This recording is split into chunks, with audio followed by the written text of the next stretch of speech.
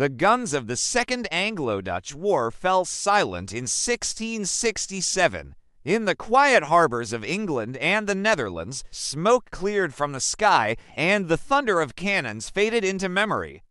Treaties were signed, peace was declared, but no one believed the war was truly over. The ink on the paper was barely dry, yet beneath the calm surface of the North Sea, a storm of revenge, ambition, and fear was already gathering. This wasn't the end of a conflict. It was merely a pause, a breath taken before the next, more brutal round. The silence was heavy, not with relief, but with the weight of unfinished business. Both nations knew the peace was fragile, a temporary truce in a rivalry that had come to define them. This is the story of the years between the wars, a time when the seeds of future conflict were sown in the soil of past humiliation and present anxiety. For England, the end of the war brought not victory, but a profound and lasting humiliation. The Dutch raid on the Medway, where enemy ships sailed boldly up the Thames and burned the pride of the English fleet at anchor, was a national trauma. Imagine the shock in London, seeing the glow of their own burning warships on the horizon. It was more than a military defeat. It was a scar on the nation's pride. King Charles II faced immense political pressure. His people, his parliament, and his own honor demanded that this stain be washed away with blood and fire. Despite a crippled treasury, the shipyards of England came alive with a furious energy. The sound of hammers and saws echoed day and night, a constant reminder of the mission: rebuild, rearm, and restore naval supremacy. The focus was not just on replacing lost ships, but on building bigger, stronger, more powerful vessels capable of meeting the Dutch head-on and erasing the memory of the Medway. This was a nation driven by a thirst for revenge. Every plank of wood, every new cannon forged, was a promise that the next time things would be different. The peace was simply a delay, a necessary postponement of a reckoning that England felt it was owed. Across the North Sea, the Dutch Republic celebrated a hard-won victory. Their merchant fleets once again dominated the waves, and the port of Amsterdam buzzed with the commerce that was the lifeblood of their nation. On the surface, it was a golden moment. Admiral de Ruyter's daring raid had secured a favorable peace and cemented Dutch naval prestige. But beneath this confidence, a deep-seated anxiety lingered. The Dutch were a nation of traders, not conquerors. They had won the battle, but they feared they could not win a prolonged war against a coalition of larger, more aggressive powers. Their leaders, like the pragmatic Johan de Witt, understood that their republic was an anomaly in an age of powerful monarchies.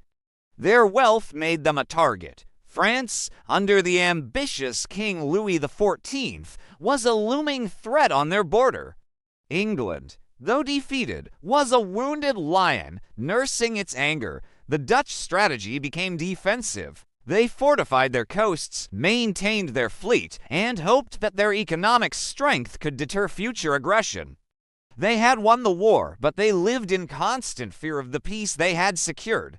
For them, victory was not a final triumph, but a temporary reprieve from a hostile world that envied their success and sought to dismantle it. While England and the Netherlands were locked in their own private struggle, the political map of Europe was being redrawn.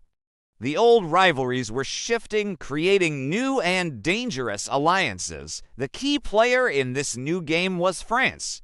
King Louis XIV had grand ambitions of his own, and he saw the Dutch Republic's economic power as the primary obstacle to French dominance in Europe. Quietly, through secret diplomacy and shared animosity, England and France began to move closer.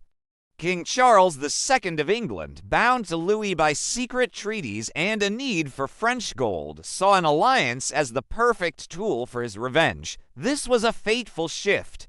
The Anglo-Dutch rivalry, once primarily a commercial and naval competition, was transforming into a geopolitical struggle for survival. The sea was no longer just a highway for trade, it was becoming a battlefield for empire.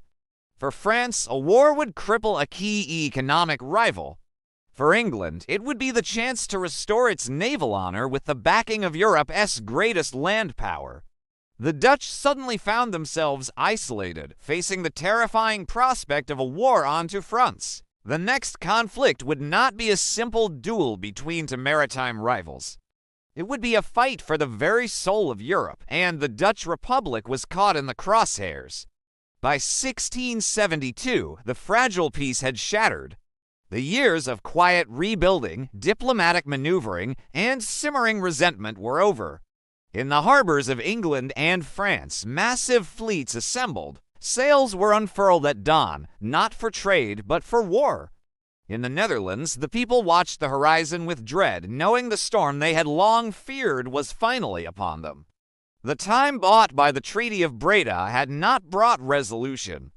It had only allowed the hatred to fester and the armies to grow stronger. The Second Anglo-Dutch War had settled nothing. It had only set the stage for a larger, deadlier conflict. Europe was about to learn that the previous war had only been the beginning. The Third Anglo-Dutch War was about to erupt, and it would change the balance of power forever. Thanks for watching. If you want to explore more hidden chapters of history, don't forget to like this video and subscribe to our channel. We'll see you in the next one.